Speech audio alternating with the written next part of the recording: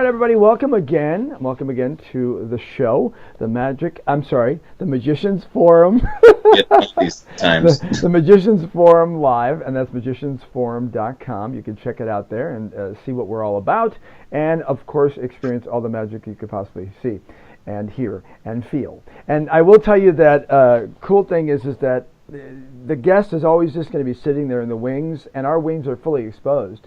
Because we're like magic that way. I mean, you really can see right now who's on our screen, and if you've ever seen this man in person, you know exactly who it is, but we're not going to tell you yet. I'm going to start off by saying, Rudy, welcome to the show, and you ready to go this time?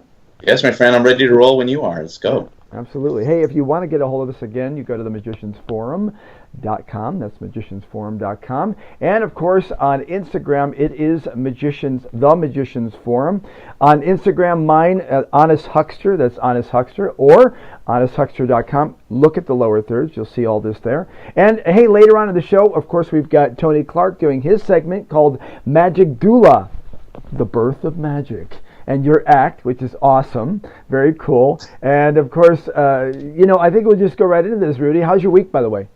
It's been a fantastic week. Busy. We're gearing up for Easter Sunday, and it's a big weekend for those of us who are persuaded toward that faith. So it's going to be a big weekend for me. So I have just a lot of preparations for that. For those who don't know, yeah, I'm a magician part-time, but my full-time gig is I pastor a church. But don't let that scare you. I'm not scared, unless you were wearing like weird clothing and things were burning in the background. But I'll just attribute that to your act or something. Oh, by the way, just so you know, Rudy, it's already past Easter in this show. Last week, when we had Mike Powers on, that was Easter. Anyway, moving on. I can't edit that out, buddy. No, it's not the Magicians Forum Live anymore. It's actually the Magicians Forum. We're pre-recording this and editing it so that way we can bring it to you whenever the hell we decide to do that. So dang it, I blew it. Moving on.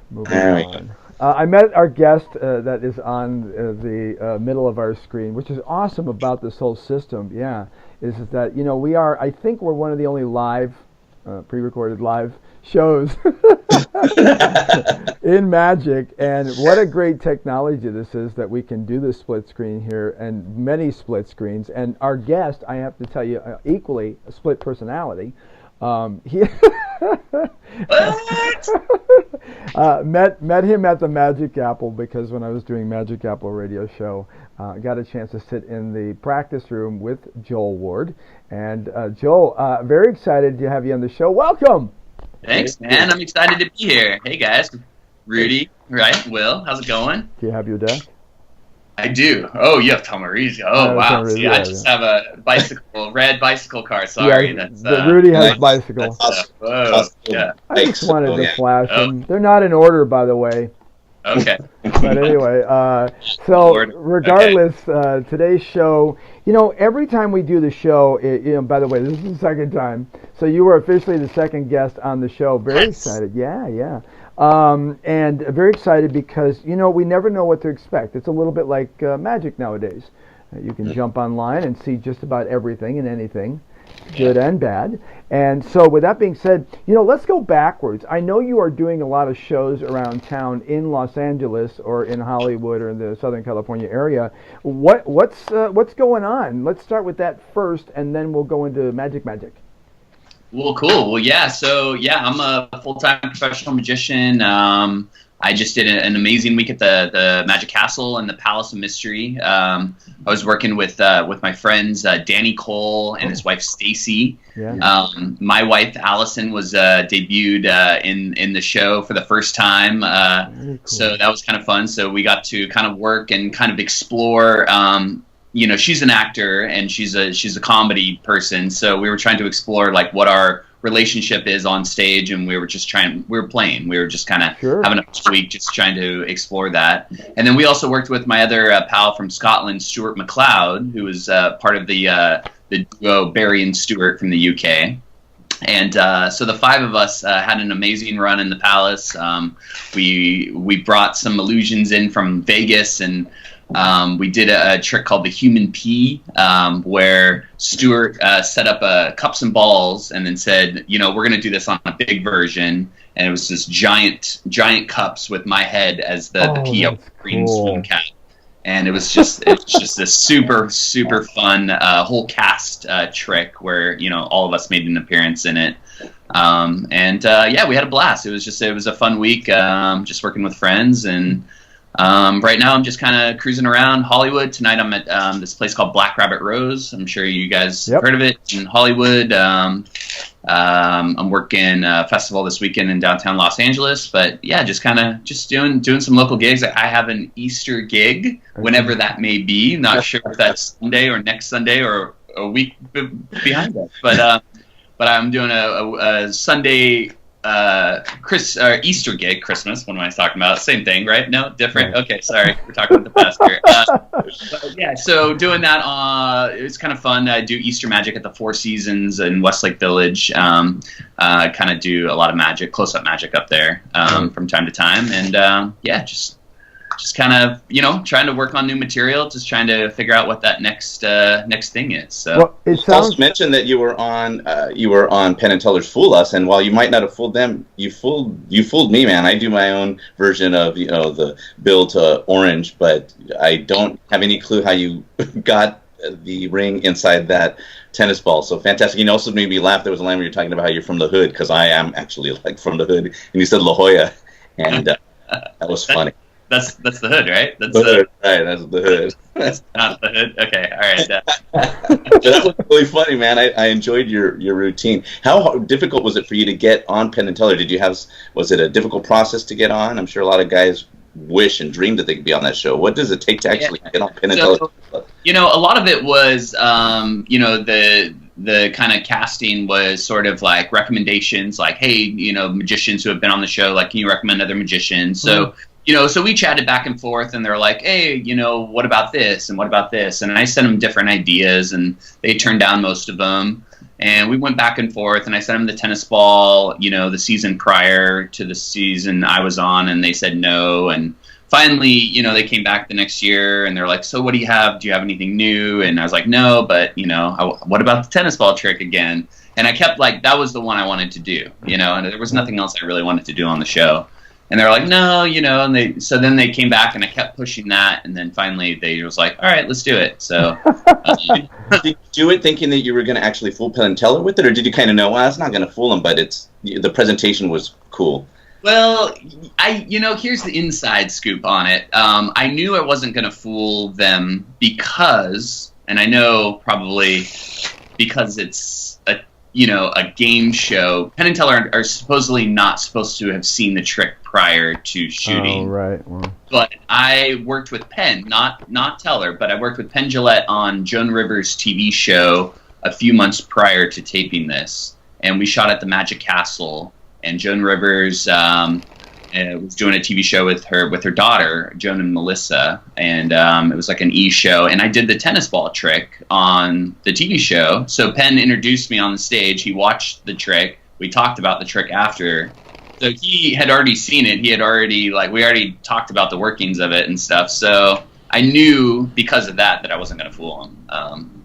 So I just went on just for fun. And well, still, you were on the Penn and Teller's Fool Us. That's fantastic, man. That's awesome. That is awesome. That's a nice moniker to put on your your resume and your whatever as a magician.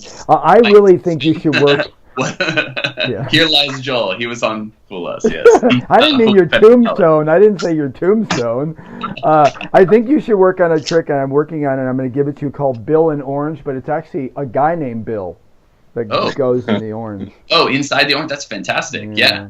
That's amazing. Anyway, I want to know how things turned out after you did your first show with your wife. And I'm going to preface this by saying I was with a woman for about 14 years, and we met in theater, and I did a lot of theater. I kind of helped her. She was very Lucille Ball-ish, but I then learned, and now I've been married for 10, 12 years to an amazing woman, have 2 great kids, but I learned that my wife now has nothing to do with show business, because that was a tragic scene being with an actor, because I became, I guess you could say, successful and worked with Fox Kids, and the minute I did that, it was, oh yeah, at least I have a real job, because she was a nurse. So how does that work out? Did you end the show at the castle? And she goes, not really talking to you for the rest of the night because how'd it work out? Well, that's funny. Well, okay, so I understand what you're coming from, Will, because I have worked with a lot of past girlfriends in Magic as my assistants over the years, and have broken up with a lot of girlfriends as assistants. Oh, you know the road. Magic. You know the road. So I definitely understand where you're going. It was great.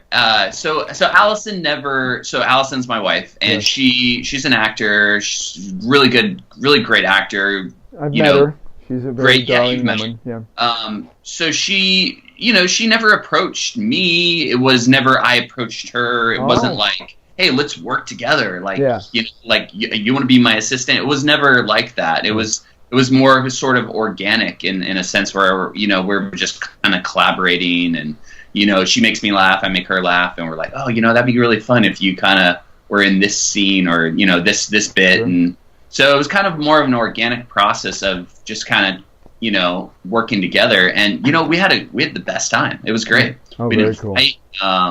We left the week at the castle wanting to do more and just really wanting to explore more of that. So I think we're kind of in a good position in that sense where, it didn't feel like a boss, like assistant, there wasn't any, like, I felt like we were kind of equals in a sense where it wasn't like a, you messed up on the metamorphosis, like, you suck. Like, it wasn't like the typical, typical magician's boss, assistant. I'm only looking for you to look good, darling. Yeah, that's good. Yeah. Rudy, do you have how is your wife involved with any kind of performing? Is she? She is just a spectator, but I think she's critical in a good way. She'll tell me if I flashed or if she's very familiar with a lot of the sleights. So I usually run things by her, and she's really good at telling me whether or not something suits my performance style. I'm very casual in the way that I bring magic to folks, and so if there's something that's too procedural, or here, deal down 4 piles or whatever, she's really good at saying, babe, that's boring, so on to the next thing. That's good though, and I have to say now I've recovered. I went through therapy, and I am now with a wonderful woman that consequently, when I lived in Phoenix, because I lived there and did my big Wild West company and did a lot of traveling, we bought a house that was 10 minutes from the airport. When I moved and went to Vegas to go to work with Cirque du Soleil, we were 10 minutes from the Strip in a nice area. We bought a nice house, and now I can't say that about here because I live in Temecula, which you know, of course, yeah. And that means that I go 4 or 5 times a week to LA to audition or shoot something as an actor. By the way, just to duly noted that you are a professional actor as well, Joel Ward.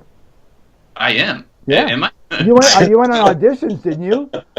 Yes, I have gone on auditions. I respect actors so much. I wouldn't say I'm a professional actor. I thought you were. Well, I dabble. You are now. But people like yourself, Will, I have a lot of respect for. My wife, you, people who, give it their lives. And, I'm definitely, I've used magic as a crutch to get in doors that I haven't been able to get in, otherwise. But, but here's the thing, but you're a comedian, right?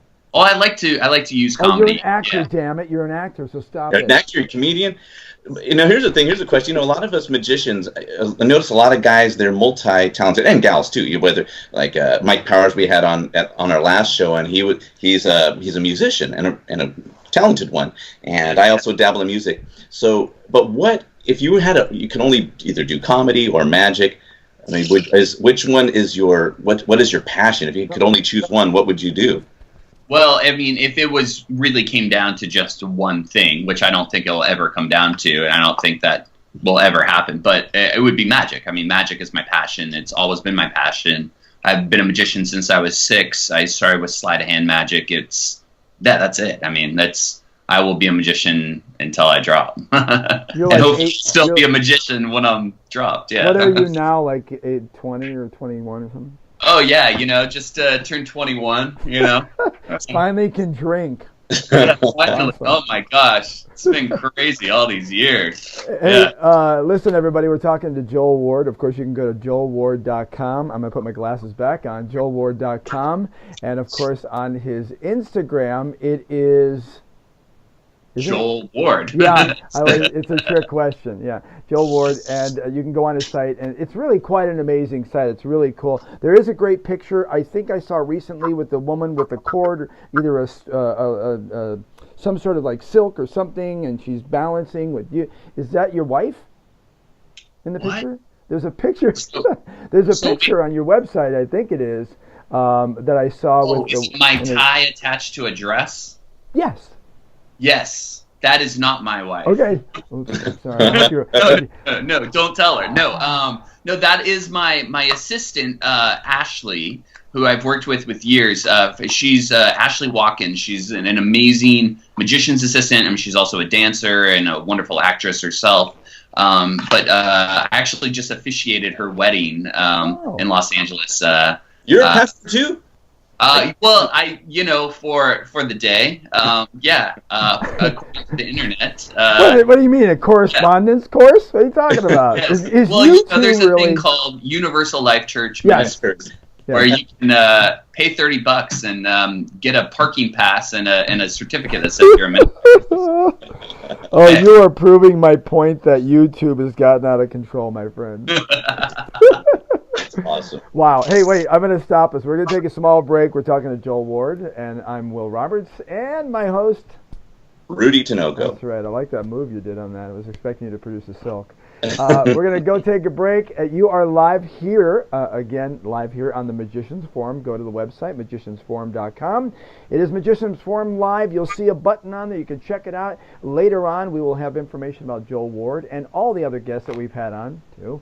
And, of course, you can go to Joel's site, again, joelward.com, and on Instagram, Joel Ward. Hang tight. We'll be right back after a small break. And, by the way, commercials from people like, I don't know, Misdirections Magic or the Magic Apple or Tony Clark coming up soon. So don't go away.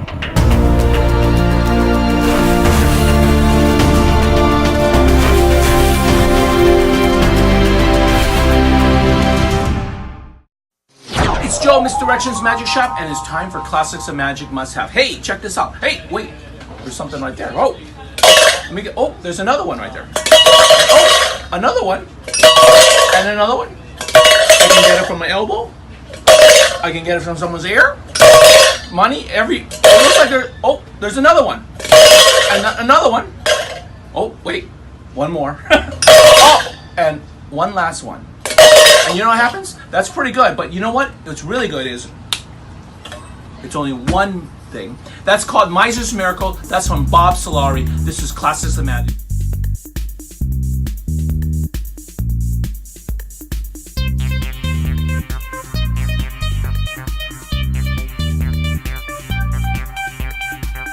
All right, we're back on of course, the Magic Forum, the Magicians Forum. I'm going to have to get a tattoo, buddy. Right there. Jeez. Right on my forehead. And that way when I'm looking in the camera, I can see it. The Magicians Forum, of course, the magiciansforum.com. And Magicians Forum Live, probably one of the only shows out there with this much amazing talent, good looks, and really bad hair, I think I've noticed. And I'm glad to say that our guest today, of course, you'll see him over there. I don't know what he's doing. He's probably stacking a deck. But Joel Ward, and you can see Joel Ward on his website, joelward.com, and on his Instagram is Joel Ward. He's a branding monster. He is more of an actor than he says he is, whatever. And we're very excited to talk to him. Rudy, so let's get into some of the stuff that we've talked about before. Throw a question at our guest, Joel Ward, and let's get going. Well, I think it would be fun to talk about what it was that we were talking here about during the break. And it's kind of a big topic, the state of magic right now. We actually touched on this last week, last show with Mike Powers, just regarding how easy it is to be a magician, put your stuff on YouTube or Instagram, sometimes very bad stuff, which is simply, as we said, a deck of cards and somebody's crotch as the backdrop. And that's my favorite phrase. I'm gonna magic from the crotch.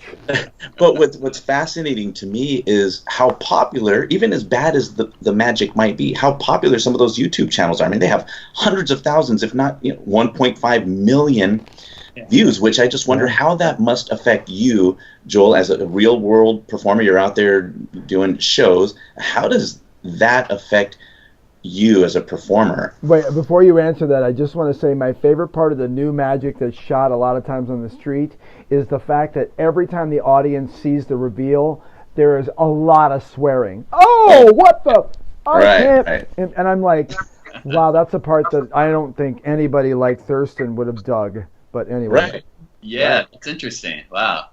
Yeah, it's definitely a new thing. It's definitely changed since I was a kid, to now. I can't imagine what a 6-year-old kid learning magic, has to deal with now. And what he sees, is going to YouTube and seeing all the, the possibilities of, I can search anything and see so much content. It must be very, very hard to get a sort of grasp on what this craft is. Well, as a perspective, let's say, let's give us the time when you started. What year? How old? Yeah. I know you were 6, but yeah. So I started magic in '89. Okay. So I was 6 in '89, and so I'm not really sure if the internet was there yet. If it was, not really, not like that. Not really. So I remember when the internet did start, my dad got like a AOL disc and and it was like, and like we could go on for. Yeah.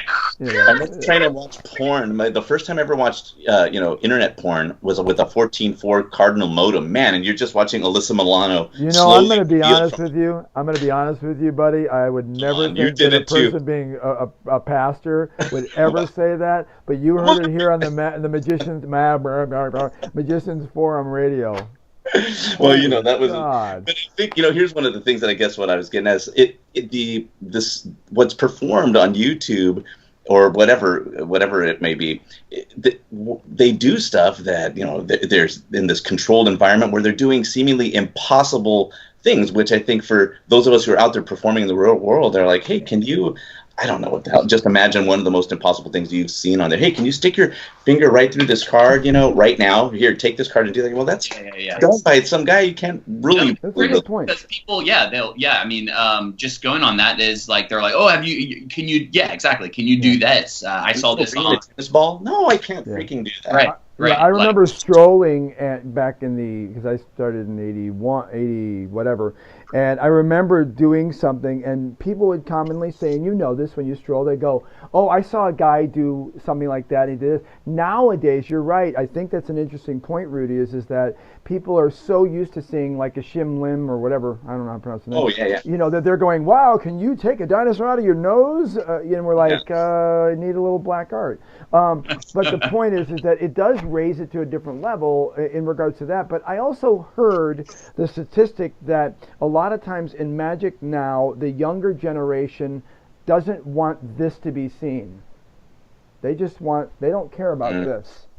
What they care about is the crotch and the trick. They don't want interaction with people. They just want it. They don't even care if you're, because I don't know, but I know you guys, when we do something, we want to, I love that energy. It's awesome. Right.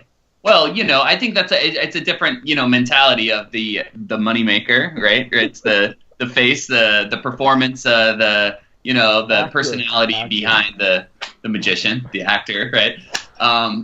Versus the trick. I don't think these kids necessarily want to be doing, this kind of stuff, but it's all they're seeing. So, I don't think a lot of kids have actual mentors in magic these days. I think because of the internet, it's just this, video instructional, copying other people off YouTube videos and stuff. So I don't think there's that one-on-one mentorship that, I had growing up with magic. And I think that's so important. It really is. And I don't know where I lost it or where I've stopped, but I need to get more mentors again and continue that, because I think that's just a lifelong process with magic. But it is, because of the philosophy and the, you're not just doing magic, it is a way of life.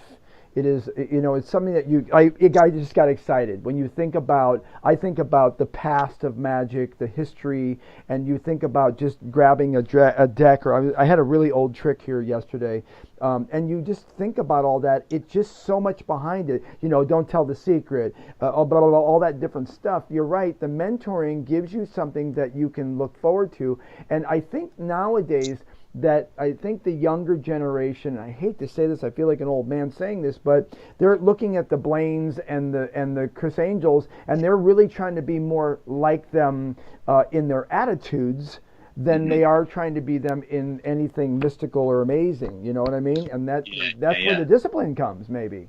Yeah. Well, that also people they're learning, I think, a lot from YouTube tutorials from guys who are mostly just focusing on teaching you how to do, a slide or a move or a trick without, right now, Joel, the book that's holding up your laptop is Maximum Entertainment or in Strong Magic, books that actually talk about how to present stuff, particularly Maximum Entertainment. Bring a card up to your, face or whatever it is, so people see who you are. And those are some basics, but I think if some of these, and I feel friggin' old too, but the younger generation here, who they're just watching YouTube, they learn how to do it and from a YouTube tutorial, and there's no teaching regarding some of the basic principles of presentation. Right.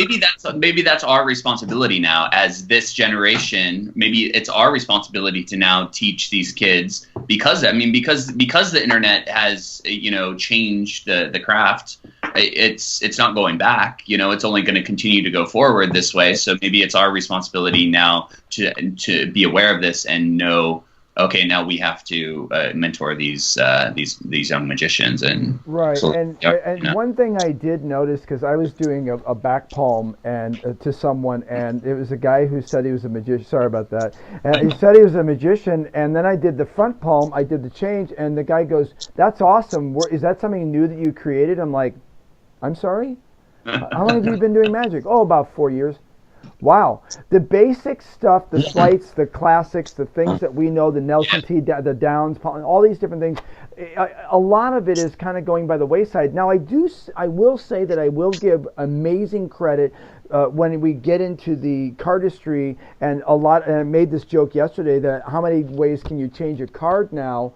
When you're waving, it used to be when I was in the 80s, we just did one way, you palmed the bone, blah, blah, blah, and you were clean. Now it's like they breathe on it, and they're doing some amazing stuff. And you know what I mean? Some of it's like, that's phenomenal. Or, spinning a card on your finger and all these things that I didn't do when I started in magic back in the 80s, because that really wasn't in our wheelhouse.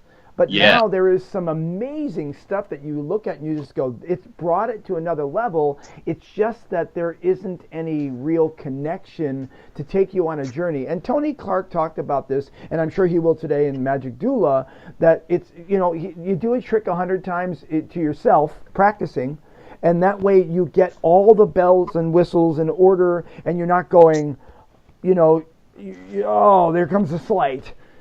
Right. And then there's no presentation because you're so concerned because you've only done the trick 3 times. You got it from, Brent, and Brent's like, you got to work on that. I want a magic trick I can press a button. Yeah. Well, yeah, it's like actors, like learning your lines, it's like you have to be able to, talk about, I can't talk about this, right? No, I'm reading Michael Caine's book, Blowing the Bloody Doors Off. I don't know if you've read it, but I highly recommend it. But he talks about memorizing your lines to a point where you're not thinking about your lines, so you don't have to. It's the same thing with sleights and magic. You can't be thinking about the technique, otherwise you're not in the moment. You're not engaging. You're not really performing and doing strong magic, which you should be doing.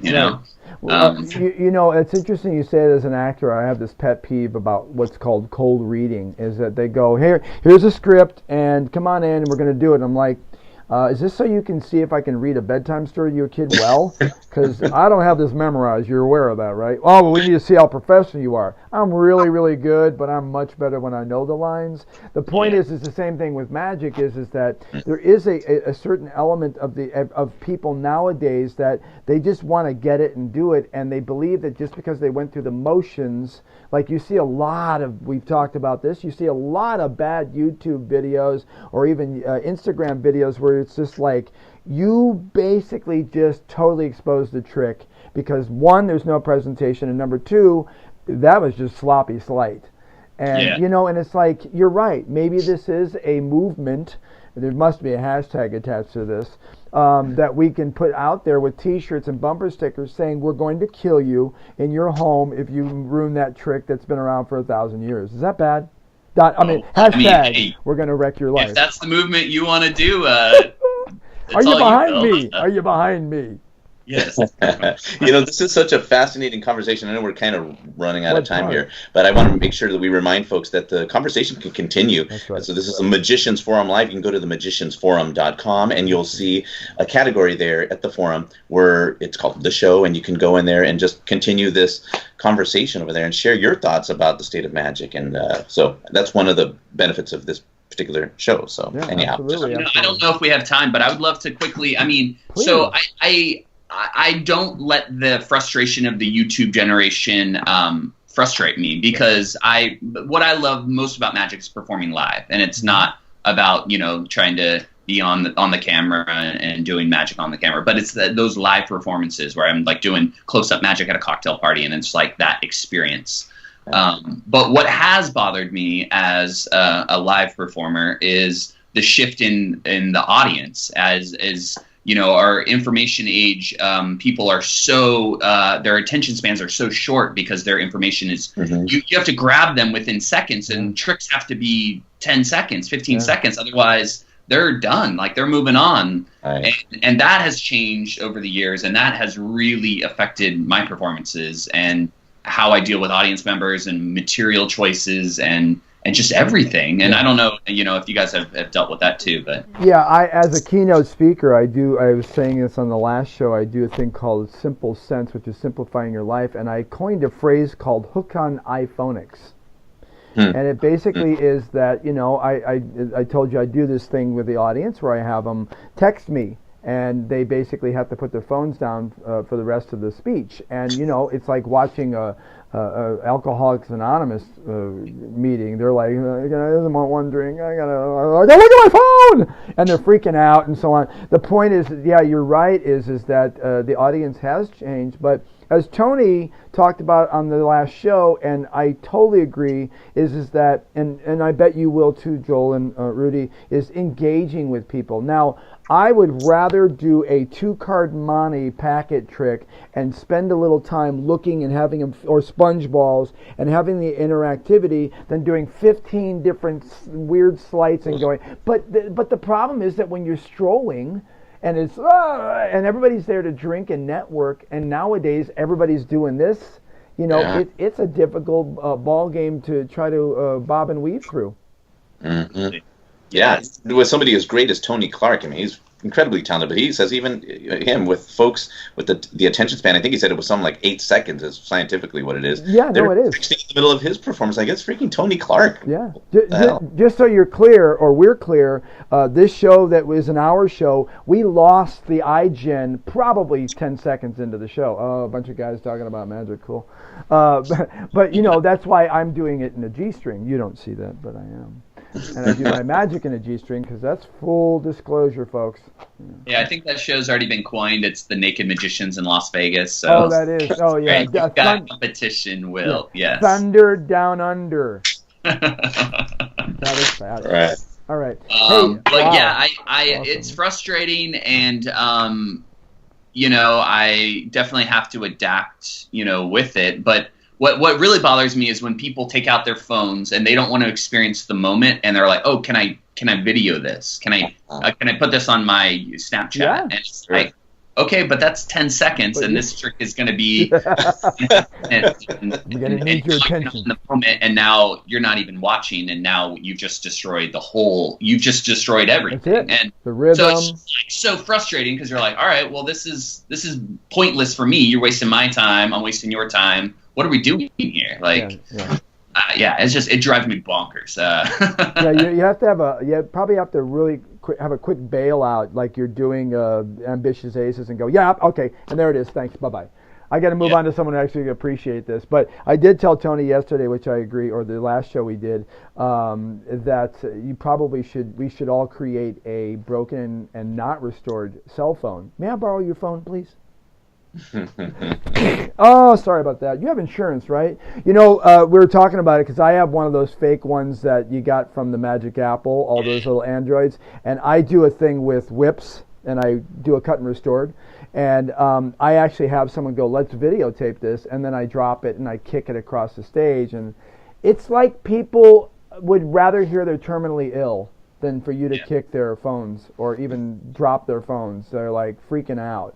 Amazing. So it is amazing. Hey, Joel Ward, of course, go to joelward.com. That's Joel and then WARD, Ward.com. On Instagram, it is. I have a feeling there's a judgment happening here soon, Joel. I do. Joel Ward on Instagram, it's Joel Ward, branding monster man, and he is an actor. I'm just going to keep saying that. I'm going to walk through Hollywood saying, hey, Will, welcome to the audition. I'm not Will, I'm Joel Ward.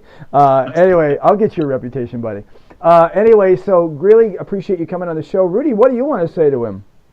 Well, Joel, I just want to say thank you so much for taking the time to be on the show with us, man. I know you're a busy guy and that you would come, and who am I? You don't even know me. Thankfully, you're friends with Will, but man, I really appreciate you taking time out of your schedule to share your thoughts about magic. I just really appreciate it. So thank you. Yeah, thank you guys. I appreciate it. Not a problem. If you've noticed any time during our conversation here that I've dipped down, it's because I dropped the card. I'll admit it. All right, folks. Sing your song. We're going to take a small break. Of course, you are on the Magicians Forum live. If you go to magiciansforum.com, you can check us out. And that was your card that he just flashed. 10 years ago. We should all do one. Yeah. Wait, what did you just put up? Oh, I totally thought you just put up the same card. Oh, wow, there you go. Man, you're not using a rubber thing. Change? What's that? You can't really see the top change. How about my tats? Can you see my tats? You are simply amazing. Hey, how do you do that? Can you keep a secret? So can I. Yeah, right. All right, ladies and gentlemen, thanks for hanging out with us. We're going to take a small break, and when we come back, Rudy and I will jabber jaw about something magical. And then at the end of the show, of course, we'll check in with Tony Clark and the Magic Doula. Don't go away. I mean, you're going to go away because we're going away, but please come back and have a pad and pencil. And if you're under 20, a pad and pencil, you can check on Google. All right. Thanks a lot. We'll see you soon. Bye, all right, Joel. Joel. Take care.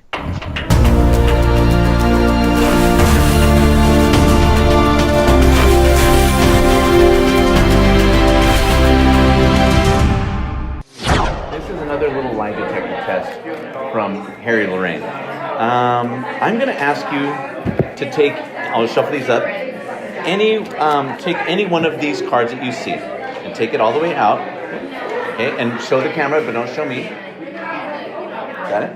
Okay, put it back here. All right. I hope this works. All right. Now, I'm going to ask you a series of questions, and you can lie or tell the truth. Okay, it's a lie detector test. So first of all, was your card a number card or was it a face card, meaning one of the royal cards? You can lie or tell the truth. A number. A number card. Let's see if she was telling the truth or lying.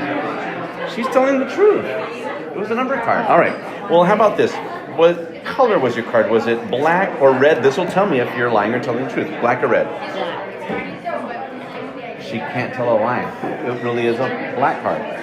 So this last card is going to tell me what your card actually is. So it's a number card, it's a black card. Was your card the 5 of spades? You can lie or tell the truth. What was it? No, it's not. What was your card? 7 of spades. 7 of spades. Look. She's telling the truth. It's the 7 of spades. Okay, you tricked me again. The end. What's going down? It's me, it's Brent, it's the Magic Apple! Hey, make sure you sign up for our newsletter. Shoot me an email, magicapplestore@gmail.com. There's so many great things on our email. Sales, events, magic tricks, products, so many things that you have to sign up for. Okay, have a wonderful Thursday. Havana, ooh la la. Ha ha.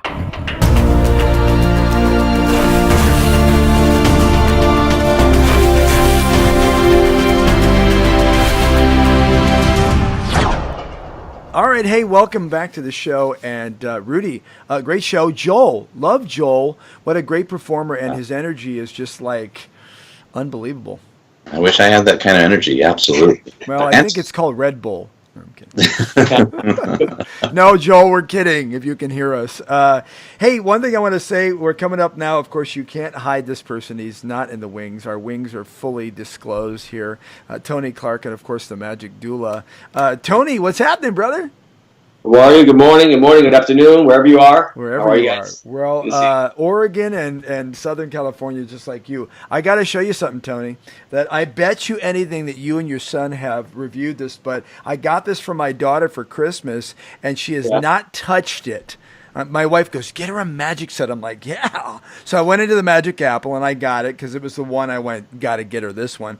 And I'm like, sweetheart, she's 8. I'm like, you should see this change bag. She's like, what, Daddy? I'm like, it's awesome. It's the wooden. It's the Melissa and Doug one. Yeah, they do a good job. Have you reviewed this yet? I'm not. That's nice. They do good work.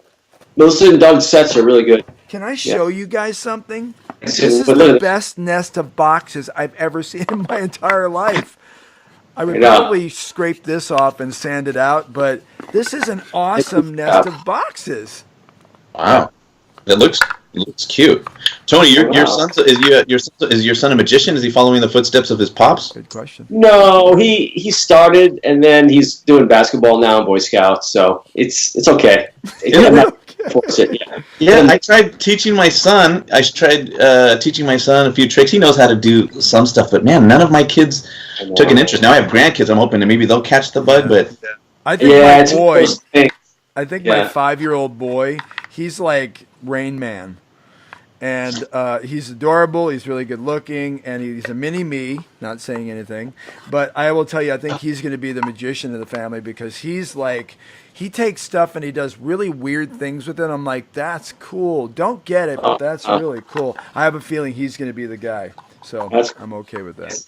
Tony Clark, Magic Doula. What is the Magic Doula? The Magic Doula? Well, like a doula in giving birth, they're there to aid and help you and educate you and guide you and actually help you give birth. So I do the same thing, but with your act or your career, to help and guide you, give you advice, and make it a little bit easier than it would be on your own. Obviously, you don't need one, but it's always good to have one. Like a consultant, same thing. It's a consultant. People wonder, what do you do with a consultant? Well, you could do the same thing, most likely, but it might cut a year, 2, 3 years out of your time span. It might help you, or more, Yeah. I've helped guys, through the years and stuff that I've done with people, and I look at it going, wow, I wish I did that for myself. It's easier to help other people than to help yourself sometimes, Sure. But it definitely saves time and elements, and it's two minds thinking together, I really engulf myself into what I'm doing, and I give myself to the person 100% so that it really gets the best, they get the best they can out of what we're doing. Right. Yeah. So that's what it is. Mentorship. I mean, we talked about this, and Rudy, you had said it, and everybody that has been doing magic for at least as enough that you can count on your one hand, you have people that you remember. I remember my friend Paul Pistori when I worked at Zucchini's Tricks and Things. He was like a god to me, and that's when a lot of the Paul Harris stuff came out, and I was like, I don't understand, Paul. And, the point is that you have something to look up to. I use the analogy when I was dancing. I danced jazz, ballet, tap, whatever. If you stayed in the same class and you kept taking the same classes with the same people and you got to the same level, you became complacent because you weren't reaching for anything. And our life is based upon, it should be based upon always trying to achieve and try to strive for more. And I can imagine, like you said, the mentorship of Tony Clark and the Magic Doula would be an awesome thing because it will kickstart and get you remotivated if you're not, and if you aren't, it's definitely a great objective eye.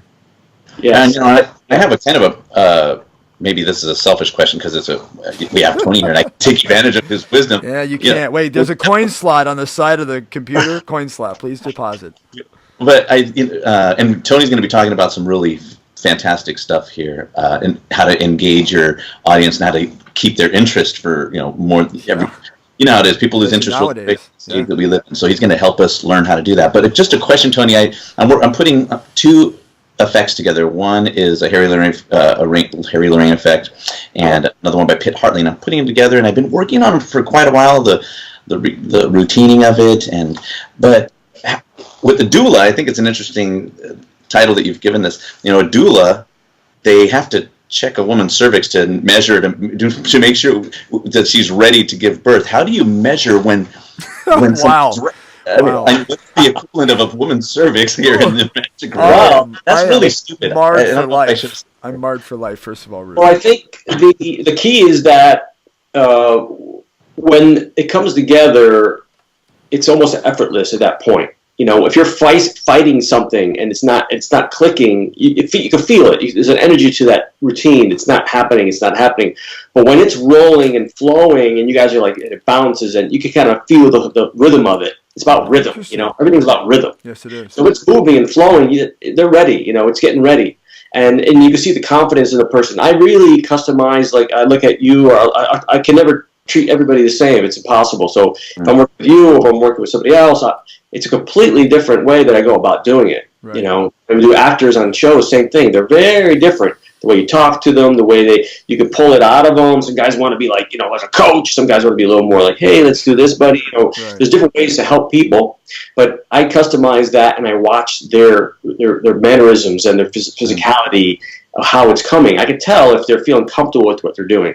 Well, one thing I want to say in regards to that I think might explain it is that, when you get a consultant, I always call them insultants, by the way, because what they'll do is they'll spend 6 months with you, they'll do all the work and not teach you anything, and then after 6 months they'll go, I'm going on vacation for 12 years and you'll never see me again. You go, I'm screwed. But anyway, that's my insultant thing. But as what you're doing with the Magic Doula is that you are really sort of like the biorhythms and knowing whether or not someone can train a certain way.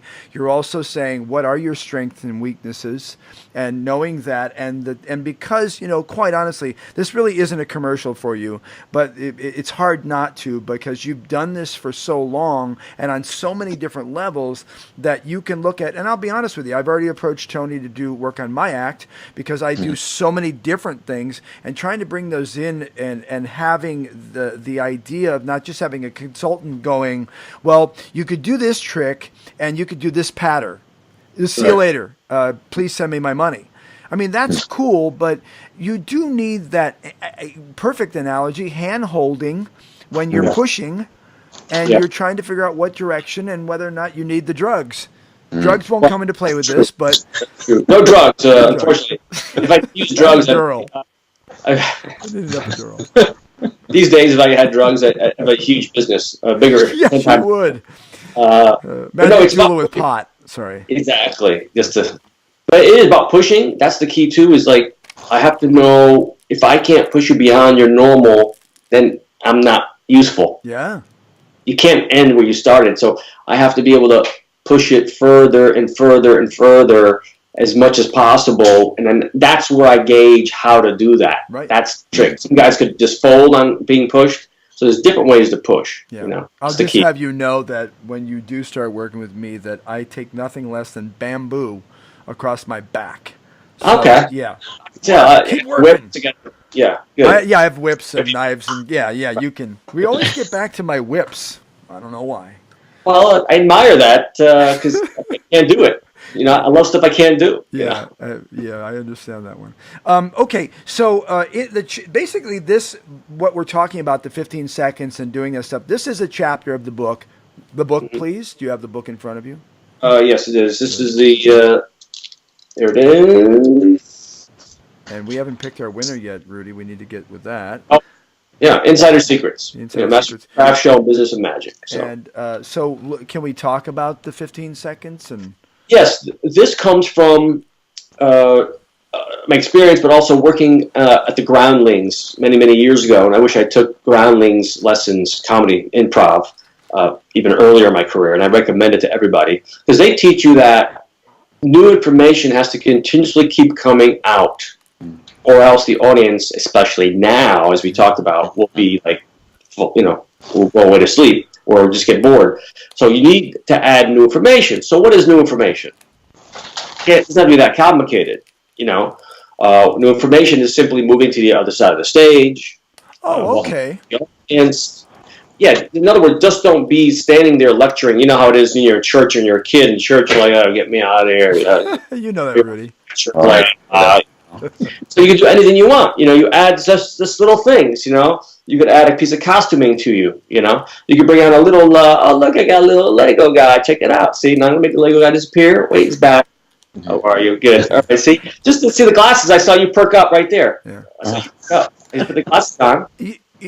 Interesting. I thought you were talking about the trick itself, and you're not really. You're saying that the change in something, it could be a blocking, it could be a vocal change. It could be a lighting change. It could be literally the prop itself is the trick. Like I'm working with somebody right now. You don't introduce like here's the trick and here's all the props. This prop uses this. Said no, introduce them singly.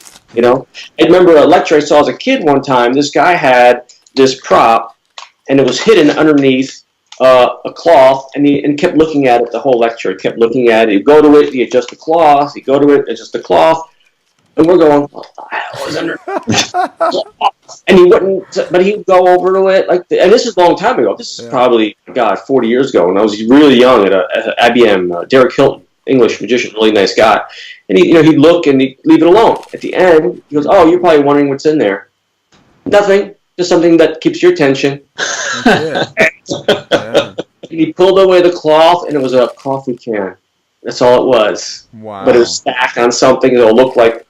But that was interesting. That taught me a lot. And that's all it takes. It doesn't have to be that dramatic. You don't have to spend millions of dollars or special effects and lasers. Of course, that works too. But simply asking a question to the spectator, bringing a person on stage, going to sit on the stage, walking down with the person, walking the person here, doing a comedy bit with the person, taking a jacket off, putting a costume on the person, on the other person. There's so many things, and if you take all those elements and look at your act and go, what can I add? That's not going to cost me a fortune. It's not that expensive. Yeah. And you go, oh, I could evolve the act piece by piece and add a piece of information as it's going, and that will indeed keep that audience much more engaged. Music cues, obviously, and sentimental magic, and then crazy, and then dangerous, and mishap, something breaks. Oh man. Get a clean up in aisle one. Dynamics. Yeah, there's so many things. So you can make a menu of what you can do and insert them at the right moments in your act. And take something that's existing right now, and you want to spice it up and just add some of these different levels. I call multi-level stagecraft, right? Just different levels in there, and change the rhythm and the timing, and Wow. And add them in, and oh my God, now it's like a beautiful, textured, layered routine that used to be just like this before. It's been a good, strong routine. Yeah. That's fine. Look at Slidini on Dick Cavett from the old days. I mean, they did 45 minutes, but it was. Now you can't do that anymore. No, you can't. But it was this and that and this and Yeah, right. You're right. Good. Yeah. And you do this. You can wear. You do this. Yeah. Whatever. I mean, whatever it is, as long as it fits your character. Obviously, you don't want to be. Why does that guy keep doing that weird stuff? No, but it doesn't have to be dramatic or slapstick. It could be literally just changing the mood of the music, and you walking here, sitting on a stool. Interesting. A little light comes over you. Sure. Stand up. Bring a kid on stage. Whatever. If you could just make sure, be conscious of it as you do in your routine and your act, and not have it just be repetitive. Because when you repeat information, the audience will vanish. Interesting. Wow.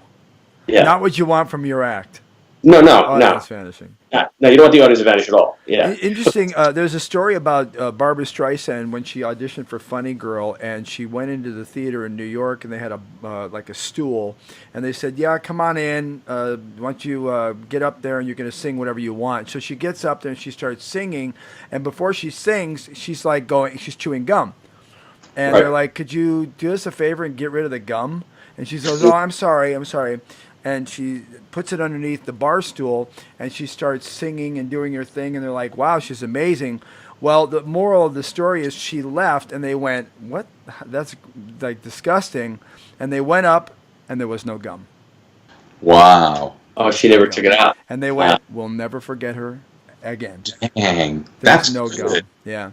So, or either that or disappeared. Anyway, but great information, Tony. That is one of the. I truly thought in the beginning you were going to say like, okay, if you're doing the this glide move and you're going to do this, and at this point, I totally thought you were talking about a trick. I almost said to you, is there any way you can walk us through a trick and tell us what that means? And now I think the epiphany is that. I mean, not that I don't do different things, but it is great to know that what you're really talking about is that sort of that discovery that every 13 minutes people move if they're in a theater. They kind of move and they adjust their seats. I don't know if it's to get a different perspective or they just need to have something new. But that's a great thing to think about in someone's act. Yeah. Definitely. I mean, it's also the same as, when you see a movie, there's a technique that you use, like, went to a writing class. You write a scene, and it's a scene that we're sitting now. I'm sitting across the table talking to somebody at a coffee shop. It's okay. Well, let's take that scene and put it on the back of a pickup truck. Right? Yeah. Now it's the same dialogue. Yeah. Or on horses together riding. Yeah. Or raining in a storm. Sure. Or on a mountaintop, like stranded on a mountaintop. Same scene. Yeah. But you're changing the atmosphere, Copperfield in his days when he did vignettes, he was a master at that. David Copperfield. He had the vignettes of the world, and in the ballroom or the whatever it was, or the attic or the whatever. Created that scene. I think he was so ahead of his time that people were engaged. Oh, it's the same magician, but a different thing. Wow, cool. Right. So that's the key. And there's so many things you could do if you really make a list of the things you could add that are not out of your character, and insert them in strategically. You will see it just like flower and go, wow. And then the routine will be like, what? But it's 5-minute routine, but it went like this. Yeah, that's a great. Now, how does this 15-second secret or 15-minute secret for what I'm talking about close up here? It is 15 seconds, but how does this translate to those of us who are close up? Because I think one of the things we see that some close up magicians are guilty of when they're not doing well is they just all the attention on the cards, and that's it. So everybody's looking down at the cards. Yeah. When that's all the information somebody's getting. So to draw their attention up to your face, or what are some tips you can give us who are close-up magicians that can that are able to translate what you're talking about here to the close-up magic? That's good. I mean, that's really important too because you're so close to the audience. I would try to involve them as much as possible. If you could have them hold their hand out and put the card on the back of their hand, on the front of their hand, on the palm of their hand. Hold your hands like this. I do a thing with a handkerchief that I pull through somebody's arm. I love it because I have to get them to make a ring and hold on to them. And then you can even reposition somebody for no apparent reason, and that's good too. Do me a favor. Can you guys switch places for me? Excellent. Now you hold on to this. Could you put that in your hand? Do you have anything in your pocket? Let's check there. Get them engaged. Maybe put it inside the person's pocket or have them hold it here. Just keep them engaged, like we talked about last time. It's them. They care about themselves more than they do you. But if you can involve them in what you're doing, it's going to be strong, much stronger. Yeah, it's kind of like the in between the line thing, where this is where you're starting, this is where you're ending, but all these little things in between that are subtleties. That you're saying that, for instance, obviously you can do the same trick as the other person, but the thing is that when you do those things that engage them, there's the color and the dynamics in the line, in between the lines that you don't normally see. Because tricks are like, here's a trick, I'm doing this, it changes, thanks. But don't overdo it. It's like if you do too much, like somebody I'm working with, it's like if they want to add too many lines, now you forget, what was the... Yeah. Did. Yeah. Seeing those tricks. Yeah, seeing those tricks. And has to push the story forward enough to keep them attached. Yeah. Like, whoa, I forgot my card because you did 5 jokes. That happens too. I mean, even simple things too, like, when Juan Tamariz does, like he has an object or a card and he reveals it, he doesn't just do, hey, there it is. No, it'll be very slow and direct, deliberate. And there it is. Boom. So those things too. Holding somebody and asking a question. Do you just see what I just did? And then, do and I get them all engaged. That's all it takes. It's not like a big thing. Don't make a big thing. No ta-da. It's not a ta-da. No, it shouldn't be, because then it's like too many of those you become a caricature of yourself. Yeah, absolutely. Too many gags. That's the trap you can get into. I call it the low-hanging fruit. You do all the stock gags just to get a gag. Yeah, you become, it's not good. I mean, once in a while we all do them, but not continuously, Harry, Ballantyne. Carl Ballantyne. Yeah, Carl. Yeah, he's the best. Yeah, but that's different. That's Zach. Yeah, that you're was right. He's the the accidental man. He's awesome. Right. Anything else you want to bring to us, Tony? Otherwise, we'll give your information. Well, I think just watch. Here's a good thing to do. Audio tape your performance, not videotape it. Wow. Okay, this is really revealing and scary. Yeah, that's scary. You audio tape it. Okay, check it out. So now you put your phone, put on audio tape. Now you listen to it. And time yourself. Yeah. Whoa, I'm talking with no reaction or any kind of interaction with the audience for like 2 minutes. Yipes. That is call it a dead zone. Yeah.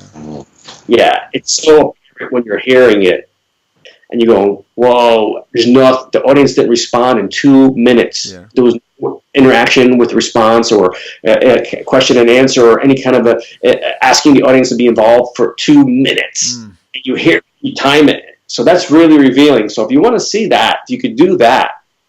That'd be awesome too. You could do it within your routine as well. Take a single set routine and just forget about the video for now, and or you can videotape it, just don't watch the video, and just listen to it, and then go back and watch the video. But listen to the audio, and that will tell you the rhythm of the acts. Wow. That will tell you all things. The minimizer. Yeah, that's that would be kind of scary, because then you could, because magicians tend to oversell tricks a lot. It happens. That happens. Yeah. I mean, it's normal. It's normal to do. It's no big deal. It's all fixable, and it's just these little tools that you're getting now are going to be able to help you. Right. Tony Clark Magic. Give us the website, TonyClarkMagic.com. Well, that's the old one. It'll take you to the new one. Oh, that's Tony right. Clark Magic Store. That's right. Magic Store. Okay. Yeah, Tony Clark Magic still works, but that's going to go away probably a year. Yeah. TonyClarkMagicStore.com, and then everything's there. My consulting is there. Prop rentals is there. My products. Prop rentals. I didn't know that. Oh yeah, prop rentals for sure. That's awesome. Yeah. It parlays it to consulting, for TV and film. Yeah. Do you do consulting via video too, or is it all in person? Yes, I do. I do stuff over Skype. Yeah, and here's a funny thing. It's almost interesting. Like, I'd rather do it Skype than phone, and because I can't get there. Because one time I was working with somebody in San Diego, not that far away, but it's easier to do Skype than driving 4 hours. Yeah, I hear you. So we're talking about the routine, and I said, "Hey, do you have a silk that's this?" He goes, "You know what? I have this over here." So he's able to go down to his other part of his room instead of then coming to me. He had stuff available at his house. Like Will today, he's like, "Could you put a picture back there?" I said, "Yeah, I could put a picture back there." But so through Skype, they have their whole everything with them we can pull from, and they actually get more out of the Skype session. So obviously, I do Skype a lot with people overseas or out of the state that don't want to come in. But I realized, oh my God, if they had every single prop, like me, if you asked me to get something out of my garage, I could build anything right now for you in 10 minutes. Sure. But if I was with you in your room at your house, I mean, well, let me write it down. I got to go home and do it. I could really get everything involved. Yeah, so get more out of it. Yes. So this long answer to your short question was yes, I do Skype as well. Yeah. Awesome. Great. Hey, Tony Clark, appreciate you coming on. The Magic Doula on the bottom of your screen. You can see all the places to get a hold of Tony on Instagram and on all the other places. Just so many of them. But the fact is that if you need help with your act or you just need another perspective, Tony Clark is there for you, the Magic Doula. Thanks for coming on the show again, buddy. Thanks, Tony. Talk to you guys soon. All right. Man. See you next time. All right. Well, Tony Clark. I love having Tony in the end. He's kind of like you wait to the end for the cool stuff, but more importantly, I now fresh in my memory remember that 15-second thing and a 15-minute. Sorry, 15 minutes. 15 second in the bed. Yeah. Secret. Yeah. That's not quite where we're going. No, 15 minute secret. That is gold. What he just shared with us is fantastic. Yeah. You know, I think maybe that some magicians, and I don't really ever want to have us poking fun at any generation of people wanting to learn magic, because I'm surprised now, coming back into magic after being gone for a while and doing just my acting and performing, is that it's a younger demographic now too. I'm seeing kids that are like, how can that kid even pick up a deck of cards? And they're like, and they're doing all those like funky flourishes and all kinds of different things to it. And I'm like, man, that kid's like 4. Yeah, it's amazing. It makes me want to cut off my fingers sometimes seeing these guys, how incredibly talented they are at such a young age. I'd like you to keep your fingers for the show. Yes, me too. Yeah, me too.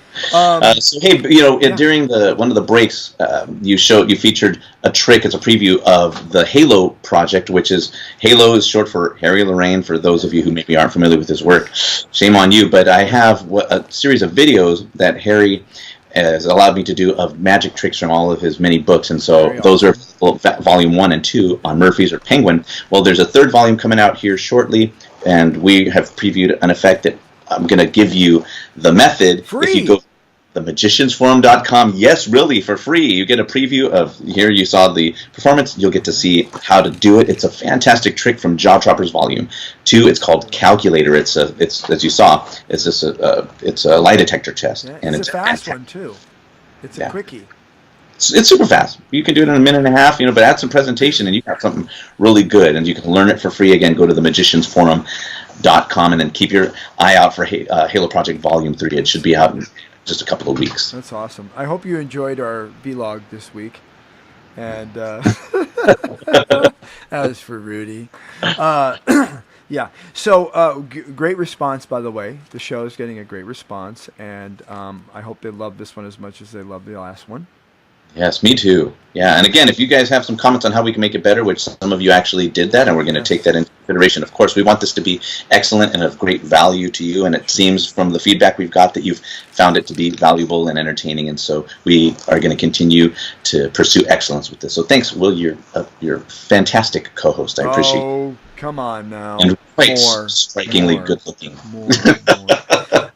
Well, I will tell you, folks, that you can look on the bottom of the screen and see where you can go. Of course, themagiciansforum.com, and of course on Instagram, you can go to the Magicians Forum, and check us out on Twitter. It's on there as well. Take a look at this, and we're going to try to increase the amount of stuff we're doing. I know half the people said love to see more tricks, and then the other half people are okay with just listening to stories about magicians, because I personally can learn a lot by listening to stuff like what Tony said, and Joel Ward. Thank you, Joel Ward, for coming on the show. Joel, thank you. And if you have a guest or you want to be a guest on the show, by all means, let us know. If you have a trick you want us to review, please let us know, or a deck. I definitely want to get into our breaks having deck reviews. I've got the Tommy, I can't say his name.